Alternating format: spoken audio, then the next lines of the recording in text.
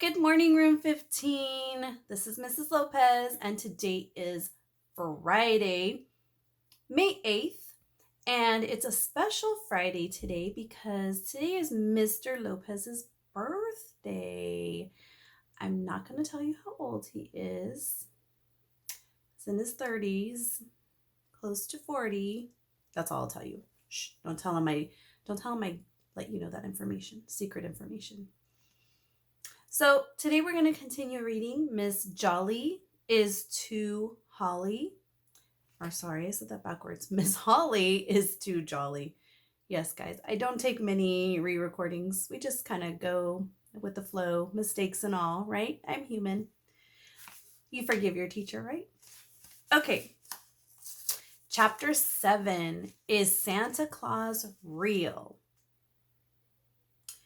That afternoon, me and Michael and Ryan were in the vomitorium eating lunch.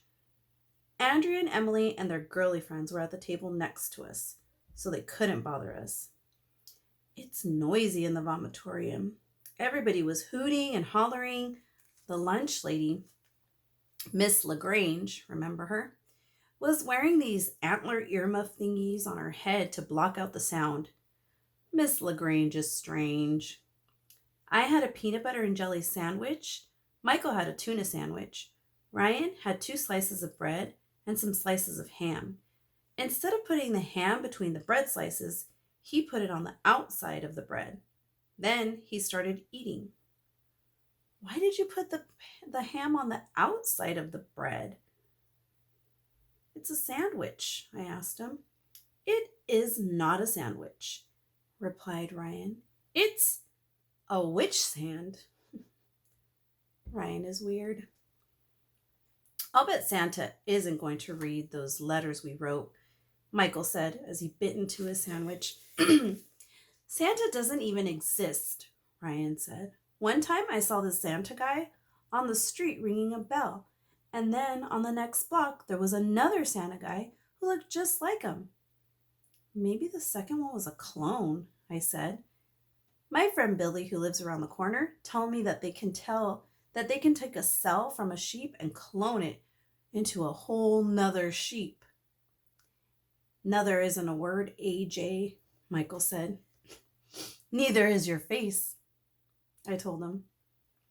Look, it's impossible for one guy to visit every single house in the world in one night, Ryan said. Besides, our house doesn't even have a chimney. How would we get in? What's them having a nice lunch together? If you don't have a chimney, Michael said, Santa Claus comes through the toilet bowl. Everybody has one of them. That's disgusting, I said. And he couldn't fit through the toilet anyway. It's just impossible, Ryan said. There's no way Santa could make toys for every kid in the world. He has Elvis to help him, I said. Michael and Ryan looked at me. Not Elvis, dumbhead, Michael yelled. He slapped his forehead. Elves. He has elves to help him. I knew that. At the table beside us, Andrea and her annoying friends were giggling. They must have been listening on our conversation. You better watch out, Arlo, Andrea said. Santa has a list, and he's checking it twice. He knows if you've been good or bad, Emily said. So be good for goodness sake. Who asked you to? I said. There's Santa coming out of the toilet.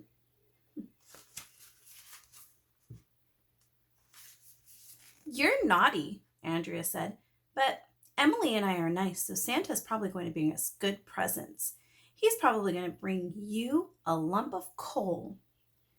That's okay, I said. I'll give it away to some poor boys and girls who don't have any coal. Then we'll have more peace and love in the world. Ryan and Michael cracked up. Nah, nah, nah, boo, boo on Andrea. Why doesn't a giant lump of coal fall on her head? I don't know. We'll have to see.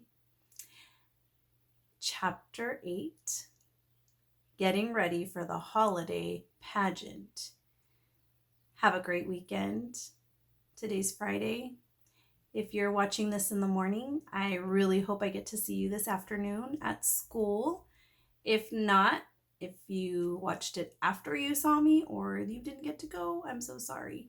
But I really hope to see you guys at our event at school between 2 and 3. Have a great weekend. Stay cool. Be nice to your brothers and sisters if you have them. Be kind to your parents. All right? Until Monday. See you later.